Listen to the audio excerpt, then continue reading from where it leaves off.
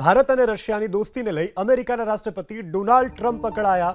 ટ્રમ્પે શુક્રવારે દાવો કર્યો, મેં સાંભળ્યું છે કે ભારતની સરકારી રિફાઇનરીઓએ રશિયા પાસેથી તેલ ખરીદવાનું બંધ કરી દીધું છે અને અહેવાલનું ડોનાલ્ડ ટ્રમ્પે સ્વાગત કર્યું છે અને તે એક સારું પગલું પણ તેને ગણાવ્યું છે. જોકે ટ્રમ્પે દાવો કર્યો કે તેમને આ અહેવાલની ચોકસાઈ મુદ્દે ખાતરી નથી.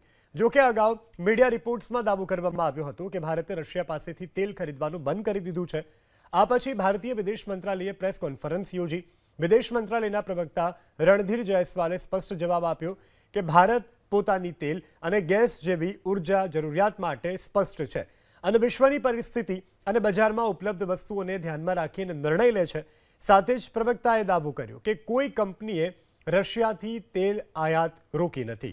सवाल देखिए, जहाँ तक ऊर्जा ज़रूरतों की सोर्सिंग की बात होती है उस पर हमारा जो ब्रॉड अप्रोच, मतलब जो हमारा अप्रोच और रवैया है उससे आप भली भांति अवगत हैं कि जो बाज़ार में, अंतर्राष्ट्रीय बाज़ार में जो तेल मिलता है किस भाव पे मिलता है और उस समय या इस समय जो भी वैश्विक माहौल है इसको लेके हम इस पर निर्णय करते हैं.